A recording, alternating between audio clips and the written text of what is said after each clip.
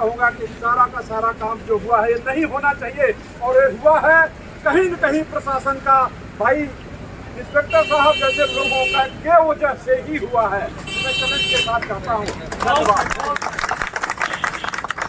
Samajwadi party के कुछ नेता वहाँ उनके घर से मिल के आ रहे हैं, इनसे बात करने की कोशिश करेंगे। सर स्वागत। ये बताइए, प्रेम यादव इधर से आ रहे हैं जी, क्या माहौल है अभी यहाँ पे? बहुत ज़्यादा भीड़ है। अब भीड़ जैसे लोग मिलने आ ही रहे हैं लगातार, आज पैमाइश भी हो रही है, कुछ सूचना इसके आधार पर भी लोग आ गए।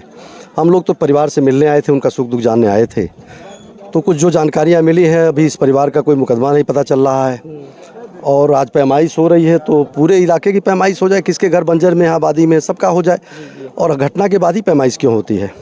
जी, पैमाइश भी हो रहा है, सीवान से नहीं हो रहा, रोड से। और सुनने में आ रहा है पैमाइश भी रोड से हो रही है। रोड से तो अगर पैमाइश होती तो पूरे क्षेत्र का लेते हैं ना, तो वही सब हमारी मांग है, होना चाहिए। देखिए, कोई जनता के बीच में प्रशासन लाइन ऑर्डर न खराब कराए, भ्रम किससे।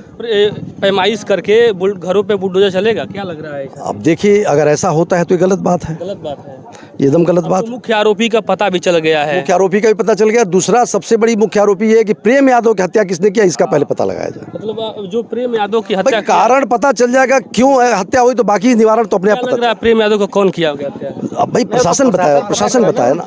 तो ठीक है, जिसको जो करना होगा वो करेगा, इसको तो रोका नहीं जा सकता है। प्रेम यादव की कुछ आर्थिक मदद किया जा रहा है क्या? और प्रेम यादव की मदद हो सकता है लोग कर ही रहे होंगे और करेंगे, इसलिए कि ये भी बहुत ही पीड़ित परिवार है और करना भी चाहिए, सरकार को भी करना चाहिए।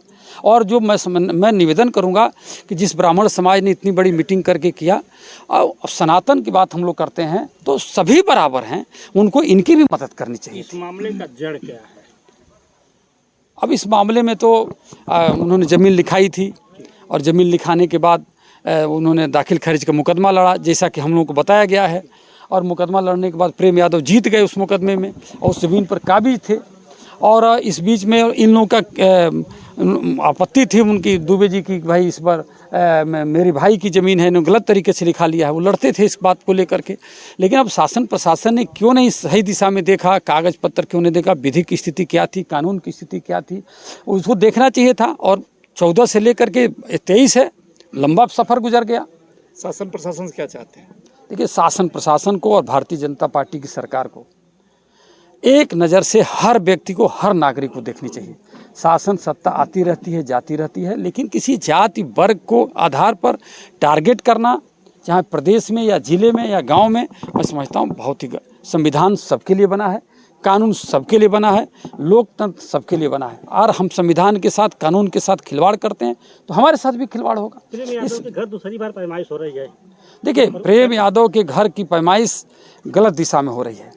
प्रेम यादव के घर की पैमाइश, अगर हम लोग मिले थे, अधिकारी लोगों से भी मिले थे, जो जिम्मेदार लोग हैं उनसे मिला गया था, उनका कहना था कि नहीं, कोई गलती नहीं होगी। हमें उम्मीद है कि शासन प्रशासन गलती नहीं करेगा, क्योंकि वो जानते हैं कि आज हम गलती करेंगे तो कल फिर नापी होगी, फिर देखा जाएगा, तो फिर वो फंसेंगे। 3 फाइलें बताई जा रही हैं, जिसमें 2 फाइलों को साइलेंट मोड पर रखा गया है, एक ही पे कार्रवाई हो रही है।